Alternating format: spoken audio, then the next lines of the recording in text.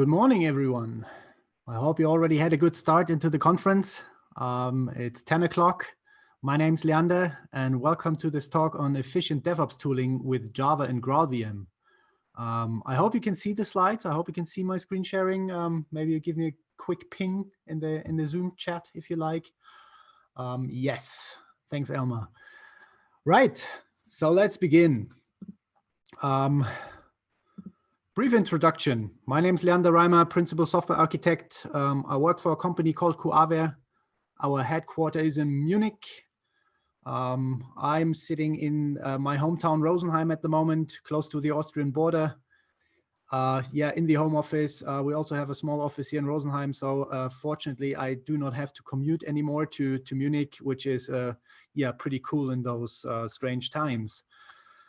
Excellent. So let's talk about DevOps tooling. And one thing I do as a principal software architect is,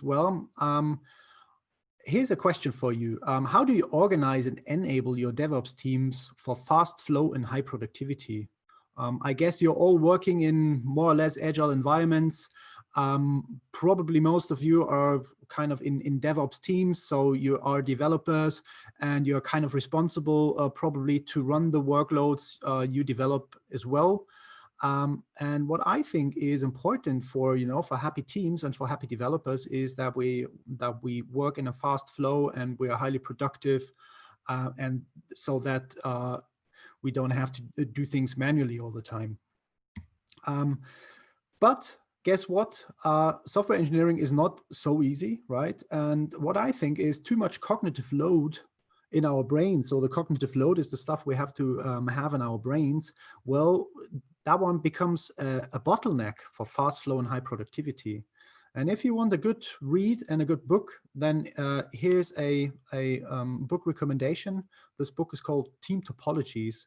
And this book is all about, how should you organize your teams and how should you avoid those bottlenecks to enable fast flow and high productivity. And what they say is they differentiate the cognitive load in three different types of cognitive load.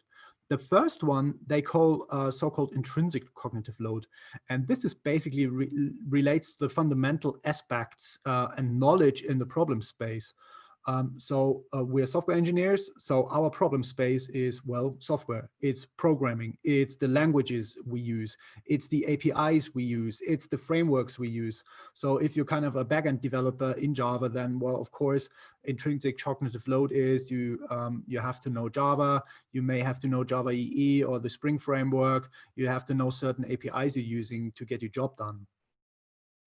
The second type of cognitive load is the so-called extraneous cognitive load, and that relates to the environment we're in. Okay, so all of us, we need to know, how do I do a deployment? How do I configure my microservice? Which console commands do I need to type in? I don't know, to spin up an environment on AWS or maybe Google. And the third type of cognitive load, this is kind of the good cognitive load, because that relates to the specific aspects of the business domain. So this is the value-added thinking. This is where we actually produce, business value for our product owners. So you want as much of this germane cognitive load inside your brain and as little of the intrinsic and the extraneous cognitive load, but you cannot get rid of them. But what you can do is the following. You can try to eliminate the extraneous cognitive load, and as much as possible, you can try to minimize the intrinsic cognitive load. Now, you might think, what does that have to do with, with DevOps tooling? Well, the key to the elimination of extraneous cognitive load and minimizing the intrinsic cognitive load, guess what? It's automation, right? And this is what we're all good at. I bet, once you've typed in the same command for 5, 6, 7 times, you probably write a small shell script to kind of automate those things and to get rid of this repetitive work you're doing. So to make yourself more efficient. And automation is, I think, really one key aspect of elimination of this extraneous cognitive load. Now, how do you do automation? And I would say you have to use the right language for the job. And if it comes to ops automation, right? So automation you usually do to automate things on the environment and on the servers you do. Well, usually, well, either there are interpreted languages like Ruby or Python is probably really established in that case. You may find tools like Ansible. Yes, the good old shell scripts, the good old bash scripts are there as well. And maybe you use a proper language like Go at the moment to do your automation. But for some reason, right, Java has not been in this area of, the kind of the right language. We all write our microservices in Java, but when it comes to tooling and automation, we probably would pick one of those other languages because they're more established in that area. But the downside is that this kind of increases our, intrinsic cognitive load, because suddenly now we have to know Java and possibly another language as well. So is there another way? And this is what this talk is about. Good news, everyone. Yes, there is another way, okay? Finally, we can implement our DevOps tooling in our prime language with this Java, and that is with the help of GraalVM.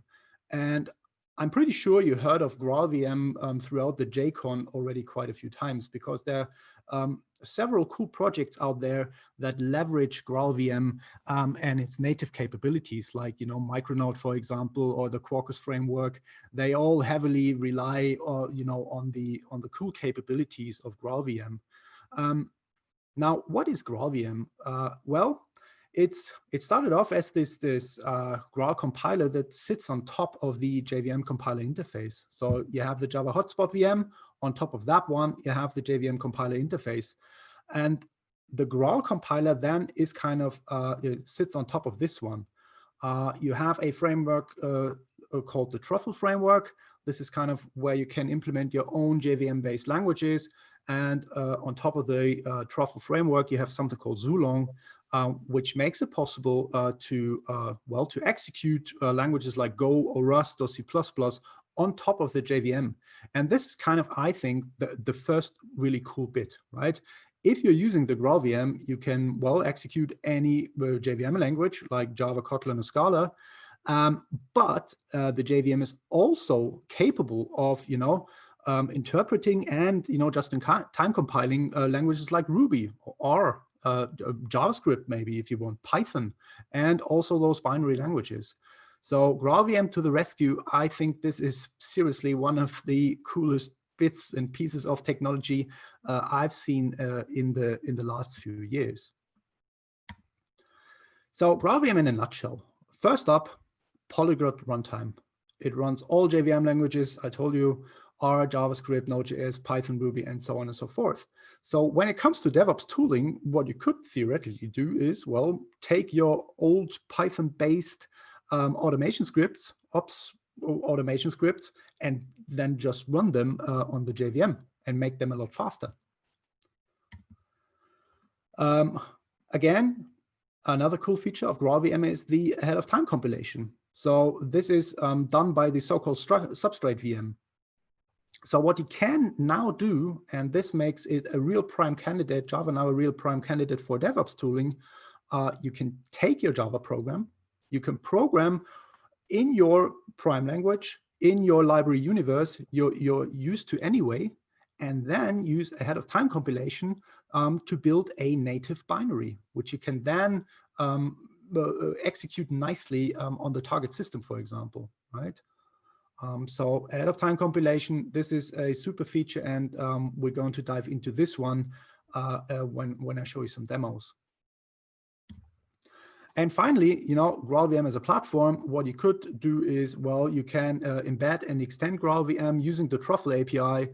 You could even implement your own languages and tools on top of this, okay? So we're not going to cover that too much, but the first two we're going to cover in this talk and within the demos. Now, polyglot mayhem. So what you can do is, I told you, you can execute all those languages on top of the JVM, and you can even mix and match the stuff, okay? So you can access, in this case, Python, for example, from within Java. So you write Java code that then actually executes Python code. But you have this bidirectional binding between those two worlds, because the Python runs on the JVM and also your Java code obviously runs on the JVM. So the Python code could modify, or in this case here does modify your Java world and Java objects and Java variables. And the other way around is also possible. And mind you, this is not the same as the scripting API, right? So both languages run on top of the JVM.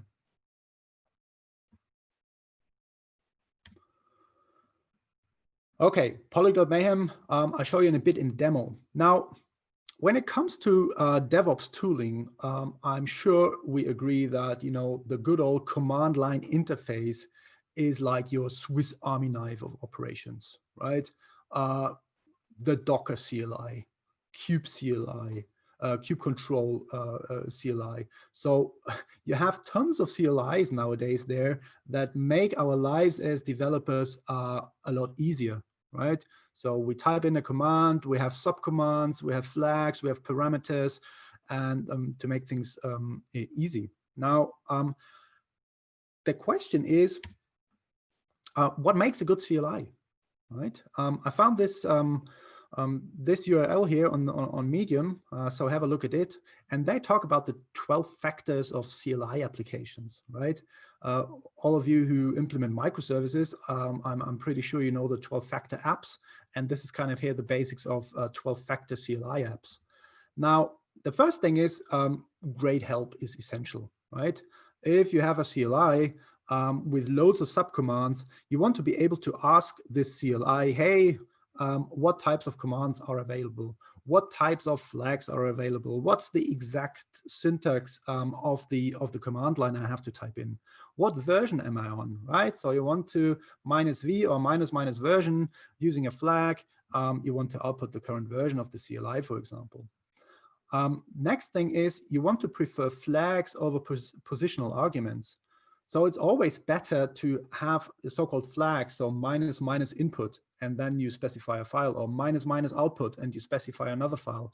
This is always better than just providing positional arguments. Those are kind of the last arguments in the command line you insert, where, you know, the order kind of matters, and you always have to remember, oh, what was the order of those arguments? If you use flags, it makes the CLI a lot more usable and a lot more user-friendly.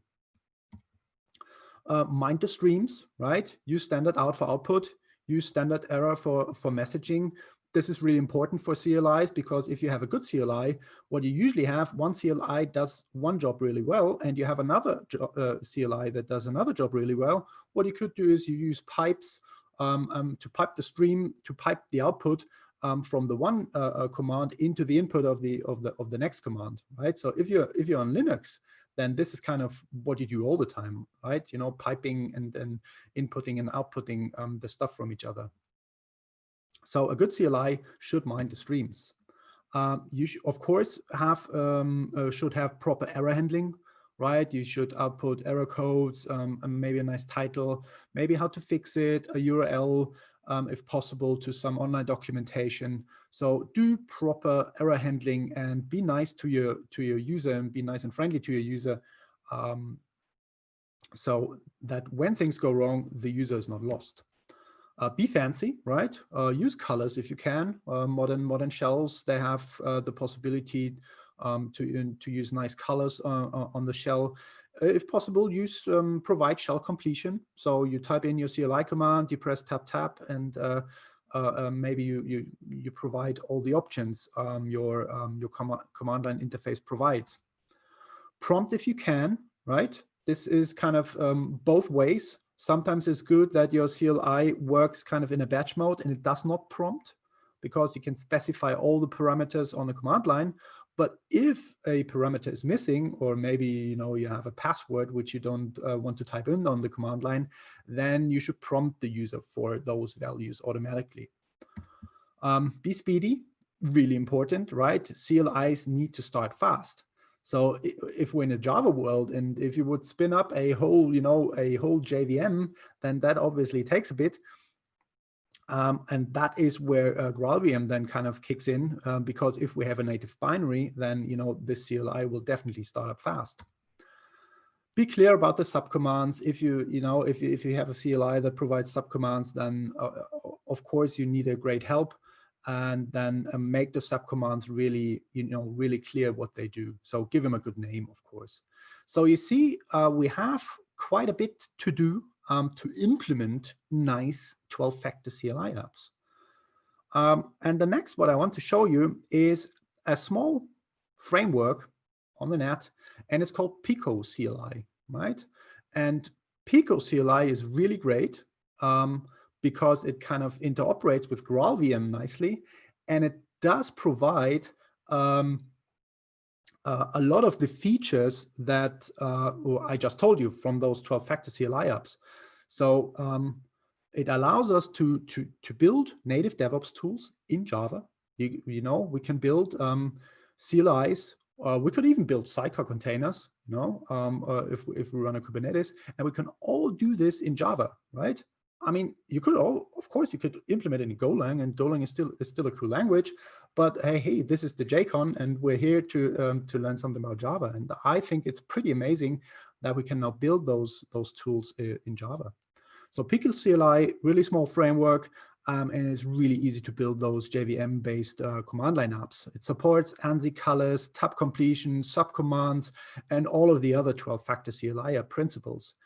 And I told you it has built-in support for GraalVM ahead of time compilation, so we can then kind of generate native images.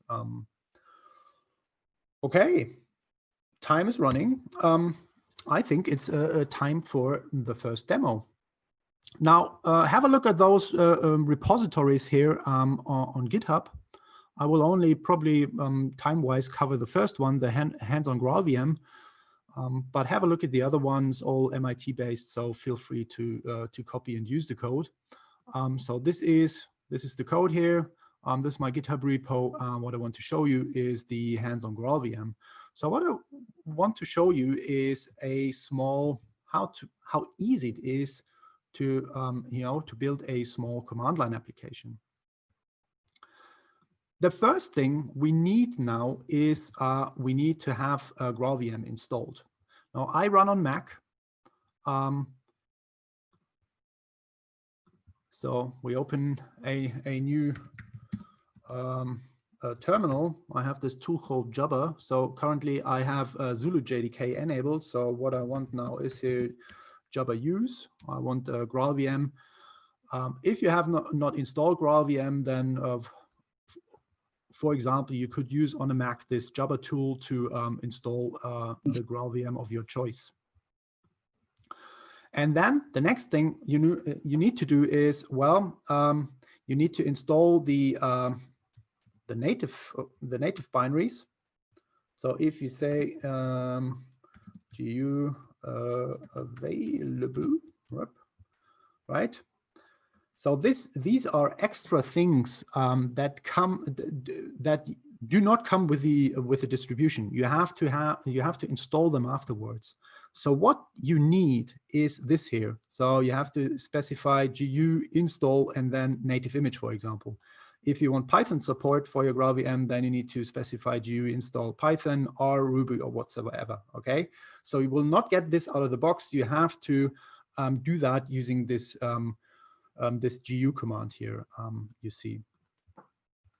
Right, so this is setup done. We have GraalVM, and we have the possibility to compile native images, and also the possibility to execute different languages.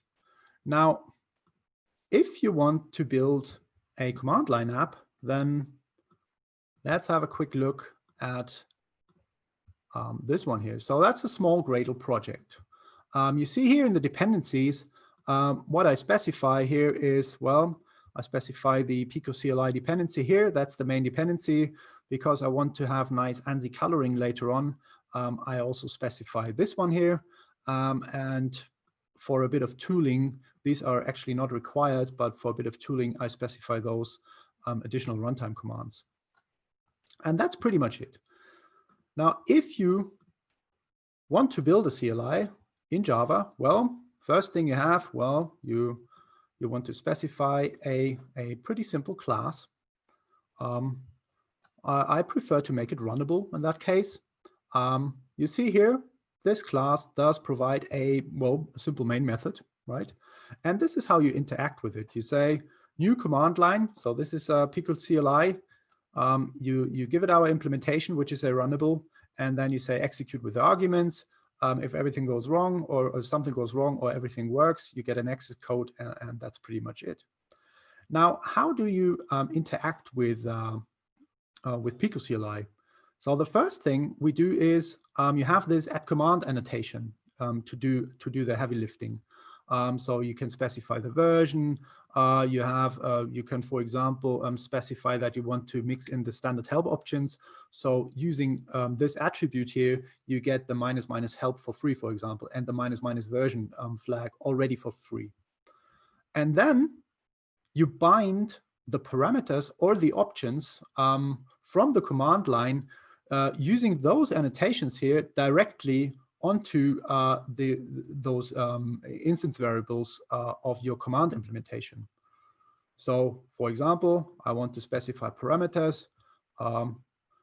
I only allow 0 or 1, and I have those an option, for example, -- quiet, which is a Boolean flag. What you can do is have a look at this this link here. So these are all the options. So the documentation of Pico CLI is really nice and neat to specify those things. So you can have named options, you can have long options, -f, -- file, for example. You can bind it to strings, to booleans, to integers, even to to erase if you want. So binding to all those standard types is all supported. So I think all your needs on making cool CLI apps are already covered by Pico CLI. And well, that's pretty much it you have to do to kind of implement your CLI, and you can go off and implement the business logic. Now, let's have a quick look. So we say Graal clean assemble. We're done.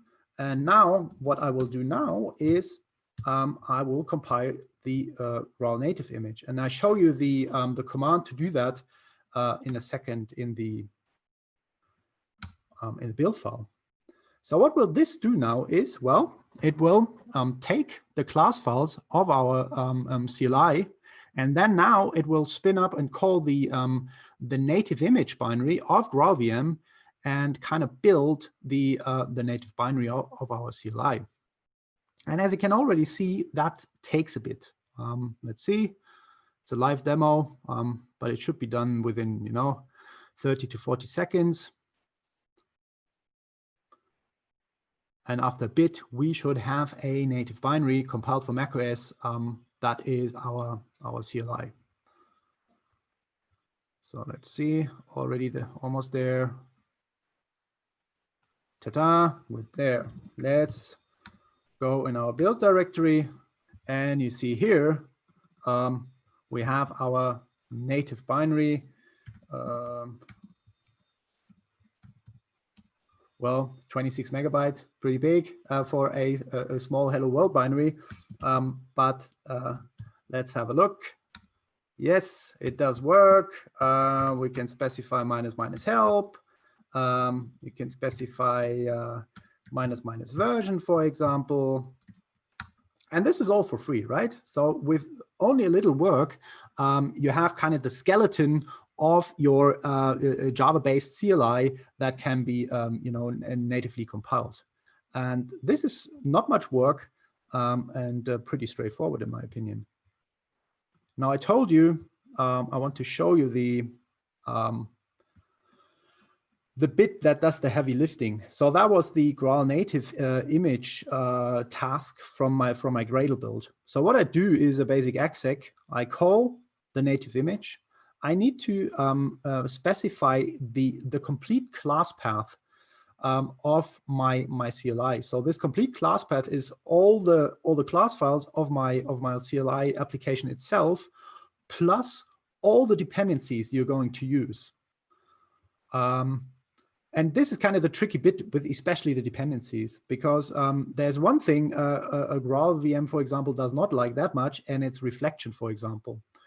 And to help GraalVM on the reflection part, what you can specify is a so-called reflection configuration file. And this kind of gives the native image compiler the required information on all the class information you're going to use reflectively. So this may require a bit of tinkering and a bit of manual work to find out which classes exactly are going to be used reflectively. So the more external dependencies you're going to use, the kind of the harder it will be. But it's just a bit of tinkering, and you will get your way around. Then a few more command line options. You finally here you give it the main class name, and then you specify the final binary name. And that's about it. So this task here does the heavy lifting, and this one here compiles from Java to native image. Now that was the first quick demo. Of course, we now, having solved that, what we can now do is, well, build other things. And I'm sure you've heard of sidecar containers, possibly, right? Or maybe ambassador containers or adapter containers. And those are basic container orchestration patterns. So let's assume we have a microservice container, maybe a Pajara or a Whitefly or whatever.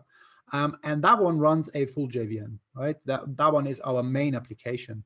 And using those container orchestration patterns, either sidecar or the ambassador and all that, kind of to do some, well, I always call this is the aspect-oriented programming of container orchestration. So you need to do some cross-cutting work to maybe synchronize some files, or to expose some incompatible API to the outside world. And usually what you would do is implement those, well, maybe in a language that is highly efficient, highly memory efficient. And now, which is really cool, that you can technically build those containers and build those sidecar containers, well, using GraalVM and maybe using Pico CLI. So operators, just a quick brief. What are operators? Well, so I would say they are codified ops procedures, right? So operators are the path towards zero ops. They make our lives as DevOps engineers a lot easier, because it's the operator that kind of does the heavy lifting on the cluster, for example, and it's not us DevOps engineers anymore that need to do the work manually or need to watch the cluster. Concept coined in the Kubernetes world, but now adopted and used widespread. So there are so many examples for operators out there. OKD, this new OpenShift distribution, community distribution, sealed secrets, KubeMonkey, Reflux, and so on. And so what I tried is, and did is, well, how easy or how hard can it be to implement such an operator in Java using GraalVM? And it turns out that it's actually pretty easy. So I'm going to skip this one here. So what the operator basically does, it watches your Kubernetes state, and it watches the state of the cluster. And if the state shifts or differs from the desired state, then the operator takes some actions, and it adjusts the current state so that the cluster state is again in the desired state. Now, what I did, for example, is to implement a small kill pod operator. I'm sure you've heard of the Chaos Monkey, probably by Netflix, and I kind of wanted to implement one of those myself. And so I implemented a small operator that basically randomly kills a pod on your Kubernetes cluster. Or maybe that one here, the super secret operator cluster. We all know that we should not commit passwords to Git, for example. But if those passwords are, encrypted, asymmetrically encrypted, you could technically commit those to Git in the encrypted form and keep kind of the master key at a secret place somewhere else. There is a well-known operator that does that. It's called sealed secrets. And again, here I kind of made the experiment. Is it possible to implement something like sealed secrets in Java? And guess what? Yes, it's possible. And finally, what I tried is I wanted to implement a so-called microservice operator, because I was tired of, always typing those Kubernetes deployment and Kubernetes service and the config map and yada, yada, yada. Always this a whole bunch of YAML code, which is probably 90% boilerplate, and only 10% is really application specific. So what I try to do is have this custom resource definition for a microservice here, where I only specify, well, the image, number of replicas, maybe the port and the service type, and all the rest, the deployment, the service, the config map, the ingress, all that is automatically created by an operator, and I don't have to type the YAML anymore. So 3 different operators. We have a few minutes left, so let's have a brief look at the code. Open recent. So again, you find all those on GitHub, right? So these are 3 operators. We have the secret operator, the kill pod operator. And the implementation of those, what I basically did is, again, I used Pico CLI to just, do the command line parsing and to get the ahead of time compilation. And then that is kind of the Pico CLI part. And then within the Pico CLI part, well, I used an external dependency, which is the Java Kubernetes client, to kind of interact with my cluster and to do all the logic. And as you can see, this is not many classes. Of course, this is kind of a bit of code to write, but it's Java, and I'm a Java developer, so I'm kind of cool implementing this. And now, let me do a quick demo of this operator. Let's see. So let's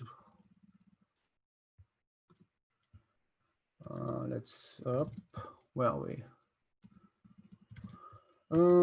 Let's do the kill pod operator and kubectl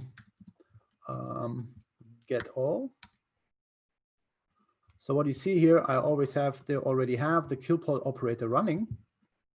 Now kubectl apply -f source test resources. Let's do that one.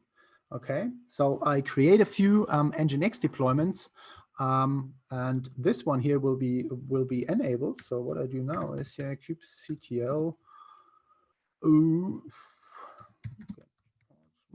W. Okay. So you see up here, you have things running, and now let's see here. Let's get the logs of our kill pod operator. kubectl logs. Up. Ooh, it's not working anymore. Demo. Let's see what's wrong here.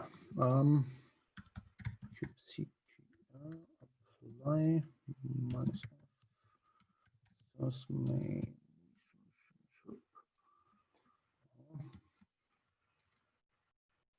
Let's see. Well, those live demos again, huh? So we delete it, we apply again, and hopefully it does work then again. Let's see.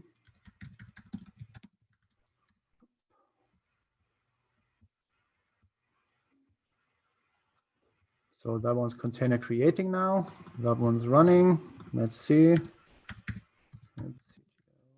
Logs up. Okay, work queue is empty. And now you see here at the top that it's kind of terminating things, and then it's running again. So this is actually what the operator does at the moment. It's kind of continuously every 10 seconds, I think, just getting all the parts that are annotated specifically, and then just deleting them. So you can use this to make a bit of chaos on your cluster. And it's all written in Java, and this is for me really cool because this is my prime language. I feel comfortable with. My cognitive load is really low when I implement things in Java. I don't have to learn a new language that much, and pretty straightforward. Right. Then that was it for this talk and this demo. Thanks a lot. I hope you enjoyed it. Have a look at the source code, and maybe you enjoy one of the operators, and maybe it inspires some of your next projects. So have a look at Pico CLI, have a look at GraalVM. Really nice and easy to implement native binaries in Java for command line interfaces, or maybe for some sidecar containers. Excellent. So we're open for questions. To be honest, I don't know if there are any other frameworks like Pico CLI. I had a look around. I mean, in the Apache Commons, for example, there is a definitely a library available to parse command line interfaces, or JCommander, like you just said. Yeah. But what I found with Pico CLI really nice is the ease of use. And as I said, the GraalVM integration, because it brings this this annotation generator with it that parses the annotation and then generates the required files like the reflection config, for example. So it integrates nicely with GraalVM. Don't know if JCommander supports that. Oh, well, Adrian, thanks for that question. Well, I did both, right? I used the operator framework from Red Hat to implement it in Go. And to be honest, if you're familiar with Go, then there's probably, you probably would do it in Go. But as I said, if you are a Java developer that implements his business workloads in Java day in, day out, and you do not want to, you know, cope with a new language and cope with a new library universe. I mean, if you go down the Go path, you have Go as a language, plus, you know, new build system, plus the libraries, and so on and so forth. But if you can stay in Java, and that is kind of the stuff with the cognitive load, I think I would recommend, well, stay in Java. If Java is your prime language, you implement your microservices in Java, and now you can implement your operators in Java as well. But I need to be honest, the reflection part is a bit awkward at the beginning, right? To, you know, to figure out everything. Especially if you begin to use many external libraries that probably use reflection in some way. The Java Kubernetes API, for example, it uses JAXN to serialize and deserialize the JSON to POJOs. So this is highly reflective, right? But this is a bit of manual work, and then you're fine. Well, if you want to program in Java and Go, then of course you can mix and match. Maybe you implement your new microservice in Go. I mean, that's technically also possible. And do your operators in Java. Maybe, you know, swap things around. So who of you in the audience is already using GraalVM or has used GraalVM? Maybe with Micronaut or Quarkus? Jürgen, one hand here. Completely new. Well, you should definitely have a go at it. I mean, there's so much, you know, buzz around GraalVM, and, you know, how it kind of, you know, makes Java a good, nice language again. Norbert also. So there are a few GraalVM users in the audience already. Yeah, well, the reflection part, that's true. Only for simple microservices, yeah. But Leonard, the reflection part, I mean, if you, what you could do is, well, you can take the lazy approach and basically write every class possible you have on the class path in this reflection config. I mean, this is kind of the lazy approach. It will definitely work, but your the native image size will explode. It will get quite big, the native image. So it's always better to kind of tailor-made and do a bit of trial and error. What you can do give me a second. Regarding the reflective part. Let me see, where do I have that? So see here, the reflective part, for example, Leonard, I kind of create the required reflection config as part of my build, for example, right? So this is one option you have. So either you do it manually, or what GraalVM also brings is a Java agent. So what you can do is you can start your Java application using this agent, and then that agent will output all the required information. So you would have to start your Java app once in JVM mode using the agent. That will output all the required files that GraalVM native image needs. And once you have those files, you can then compile the native image. So it's kind of a two-step approach. So you don't have to write the reflection part manually. I wish you a nice rest of the conference. Enjoy the rest of the talks. And feel free to have a look at the code and play around with it. Yeah, bye guys.